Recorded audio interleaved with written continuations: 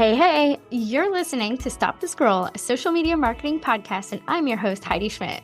I'm a social media strategist and agency owner with over 15 years of marketing experiences helping businesses grow online. We'll be diving into what you need to know so that you can show up confidently online without the overwhelm. Get your notebook ready to jot down some amazing marketing gems, and let's dive into it. Welcome back, my friends, and a special welcome to the final episode of 2025. Yeah, that's right. We are doing this every other week episode type thing. And so this is going live on December 22nd. It's going to be a big day for me, the day that this goes live, the day that I will officially file as a candidate. But that's not what this podcast is about. So I am kind of sharing a little bit behind the scenes of 2025 and kind of the wins, the takeaways, the lessons, all the fun things, those kind of reflections of the year that we all tend to do this time of year, right? We all kind of reflect on how the year went, how things stacked up towards our goals, all those kind of fun things. So I think if I had to sum up 2025, when I thought about my word of the year earlier this year, I think my word was diversify. And I knew that diversify was going to be my word because, as is true in the marketing industry, and I have experienced this before, burnout can be high. And while I have a team, I am very much still learning that whole CEO aspect of running a business. And I say this is true of my political campaign, and I say it's true of my business. We're building the airplane as we fly it. We're building the ship as we float it. We're building as we go. And things, as is true in life and in business, we learn lessons and we transform and we evolve and we move on. But 2025 was just it was a good year. It was an exciting year, obviously. And it was also like a year of learning, In growth, there is always a lot of learning to be had. I say this to a lot of clients that, you went to business to be an expert in what you do, whether you're a therapist or a lawyer or whatever it is that you are, a yoga teacher, et cetera, et cetera. You go into business to do that thing that you're passionate about, right? You don't go into business to be a content creator, to be a marketer, to do all of these other things that you have to do to help your business grow. Me, I am a marketer and I love what I do. I consider myself very blessed to love the work that I get to do day in and day out. That's not to say that there are not challenging aspects. I'm wearing some very big hats right now. I'm very much trying to get my business, my team to a place where they can kind of sail the ship, even if I'm not the captain. I will always be doing the strategies for my clients. I will always be doing the consulting for my clients, but I'm very much trying to get to the place where I don't have to. I tend to QA a lot of the content, and I'm trying to get to the place where I don't necessarily have to QA all of the content. I trust my content creators, and most of them I do trust them to send content directly over to the client, but it's still being a type A person like I am, that is a lot to let go of. And it's not that my team doesn't have the skills. They absolutely do. They're super talented, amazing. It's the accountability. It's the letting go and trusting that someone else is going to treat. Not that I'm taking a step away from my clients. I'm not. But trusting someone else to kind of be almost that point person. And this has been my baby for the past 5.5 years. This is what pays my bills, what pays my car, what pays my, credit cards, and what puts food on my family's table, all of these things. So it's like a trust fall, is someone going to do the level of job that I would expect them to do? So that's been a big deal. Business owner is one role. Obviously, I'm a strategist. I have my podcast, which I did kind of scale back on a little bit because, something had to give. And I think I've said this before, but when we're especially multi-hyphenated women in business, we're juggling a lot of balls. And some of those are glass and some of those are plastic. And for me, probably at the beginning of Q4, my podcast had to be a plastic ball. I had to be able to drop it. I had to be able to scale back because I just did not have the bandwidth or the capacity. So this is my CEO debrief. And so let's go through kind of my top wins. This year, we celebrated 5 years in business, which is incredible. In 5 years, we've grown to be a 6-figure business. We have spoken at conferences. We have been published twice over in a book. And by we, I mostly mean me, but like my team's pretty amazing in their own right. Like they're super talented. Had some ups and downs. Certainly Q4 has been really, really challenging. And Q2 was really challenging also. Q2, we had some client churn and some of it was expected, some of it was not expected, which really, really hurt my wallet. But we had the opportunity to evolve and diversify. We expanded some of our service offerings. I brought on my first consulting clients and I did my first masterclass, and there were obviously lessons. They were certainly imperfect. And when you say that you're going to customize a service to your client, it really leaves a lot of open questions. And that is something that I will not do anymore because I want to make sure that my clients are getting what they need. So customizable, but also under certain parameters. So I really liked the consulting offer. I'm leaning into that further in 2026.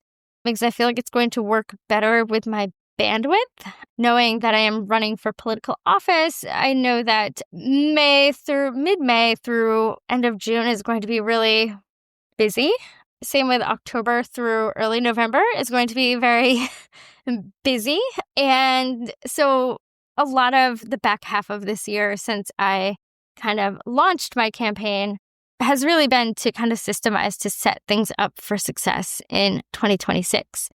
That said, I am excited that I got some more clarity and really have started to systemize my masterclass. I kind of did some inward thinking. I kind of looked at the experience that my students got, and I really want to do it again. I enjoyed doing it, but I want to do it better.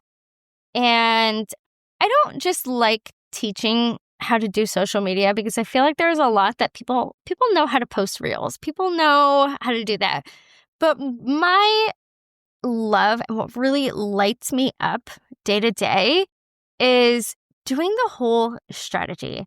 And I say this because like a lot of clients come to me and they're like, oh, this is my marketing. And I'm like, wait, what do you mean this is your marketing? And they put all of their eggs into the social media basket. And if there's one thing that we know, social media is rented space, my friends. It's rented space. So, yeah. But I also learned that I offered a few VIP days and I did not love them, y'all.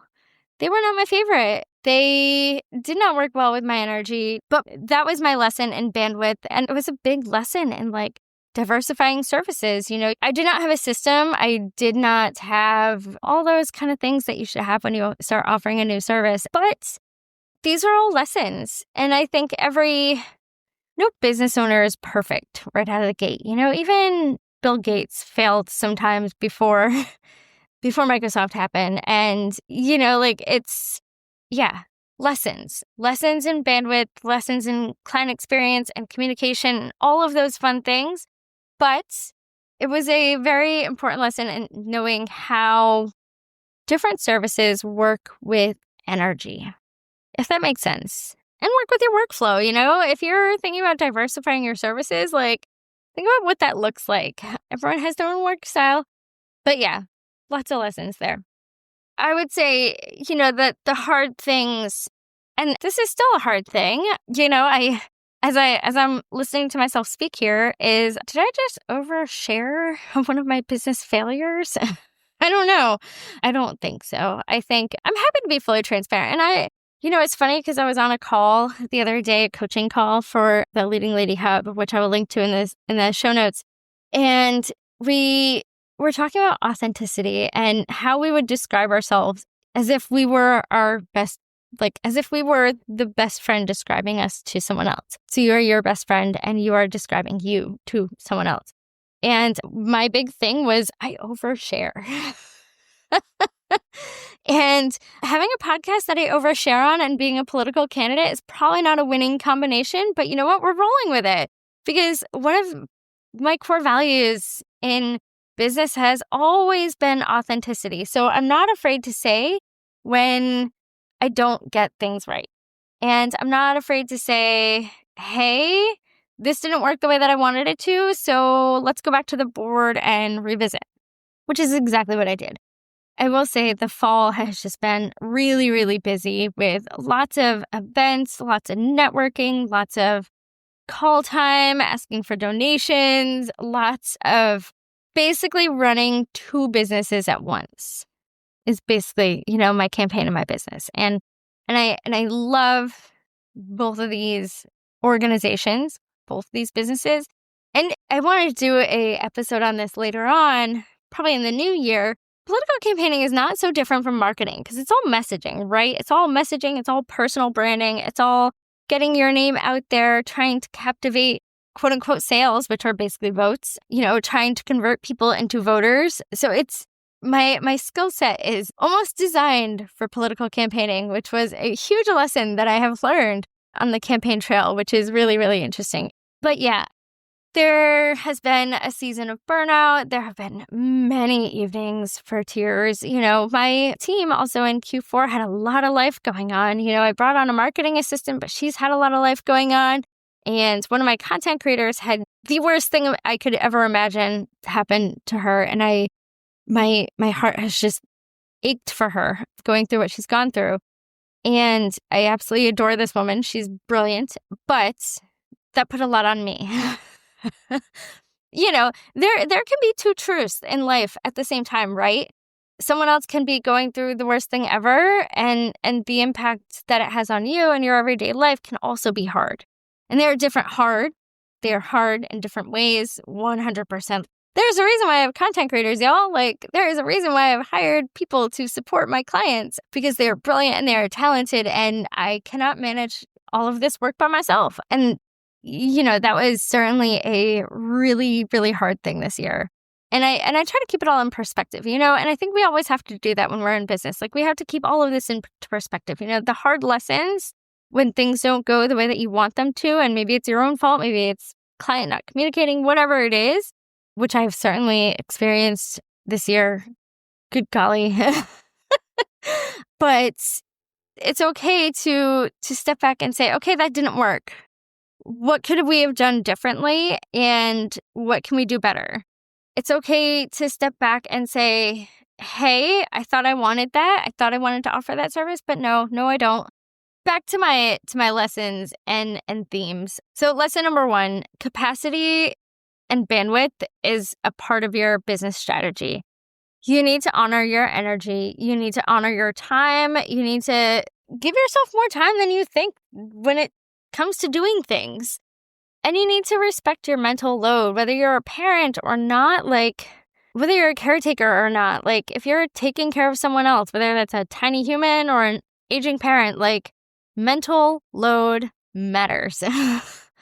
Lesson number 2, and this was a big thing for me, and this is part of my evolution going into 2026, is that simplified marketing just works better.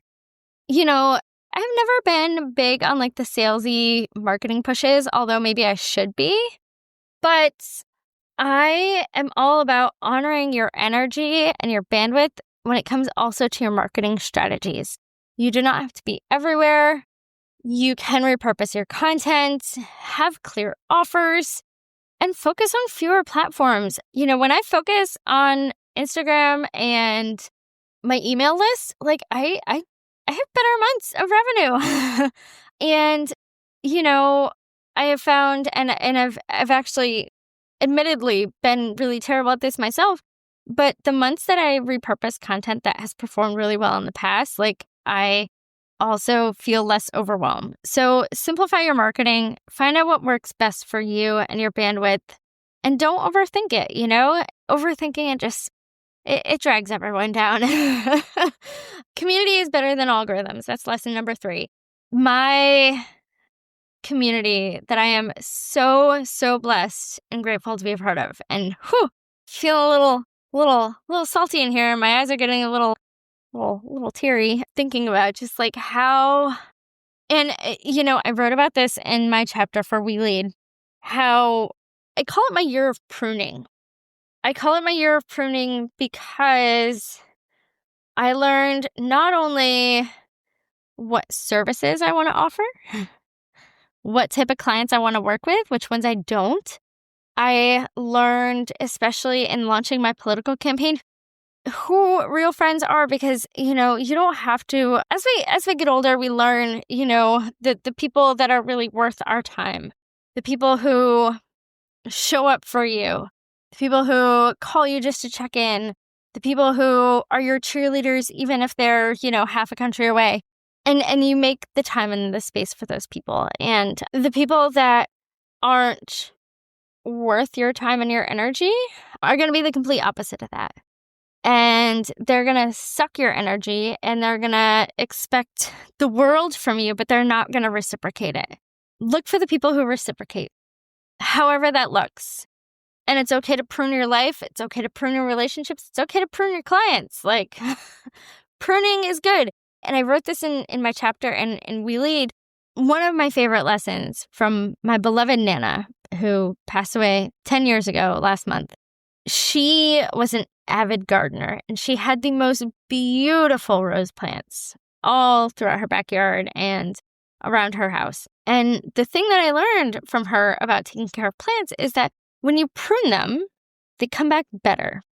And in life and in business, sometimes we have to prune things so that things can grow better, right? We have to prune back the clients who aren't serving us. We have to prune back the friendships that are sucking up our time and our energy and our bandwidth. We have to prune back the people who aren't being there for you in the ways that you need them to be. We have to prune the services that aren't generating any revenue. There's all these things that we have to prune in our lives. And this summer was really, really hard for me. I talked about a few minutes ago about how, Q2 was just really hard. We lost some clients, and we tried to diversify, and we learned some hard lessons, and that led to some solid pruning. solid pruning. Like, done. But yeah, community is everything in life and in business, and find the communities that cheer you on through not just your business wins, but also the hard things. And, my business coach says that, the people who you want by your side, like, watch how they react to your good news. And I will link to one of her blog posts here. But when people react to your good news, like, if they just brush it off, then you know that they're not necessarily the type of person that's really worth spending your energy on. I wrote in my chapter about people in my life and my friends and family members who aren't supporting me pursuing this political office. And people who are choosing their politics and political beliefs over a person who has been in their life, some for appearances, some because they just can't see past, the Fox News stream. There are different reasons for many people who I have loved and supported, and family members who I've loved and supported. And it hurts that the people who have kind of been pruned or cut back on, they did not cheer on my good news. They did not cheer on me when I made this leap of faith. And that's really hard. Granted, I have a community of incredible people, for the bad lemons on your lemon tree. And if you know me, you know that I love my friggin' lemon tree that is currently living in my master bathroom. But the community that I am a part of, the business communities that I am a part of, have been incredibly supportive. And, they don't have to agree with me. I don't even care if they vote for me or not, or if they can. But they are still super positive, and, hey, we think it's great that you're doing this. And that positivity means so much. And it's kind of like when you're taking a leap of faith in business, like when we all start our businesses, like, it can be a big leap of faith, right? Like, it can be, like, there's a lot to lose when you go into business for yourself, and you want the right people to support you because, and I say this all the time, like, my first client that I got was from LinkedIn, from someone that I knew. So, yeah, find your community, find your people who are going to refer you in rooms that you're not in. Like, community is everything. If you're banking your business success on the Instagram algorithm, you're betting against yourself, my friend. Not that Instagram isn't valuable. Obviously, I have a social media podcast here. I know that Instagram is valuable to businesses, but it's not the be-all, end-all. And final lesson is it's okay for plans to change. It's okay to change your goals. It's okay to change your services. It's okay to change things.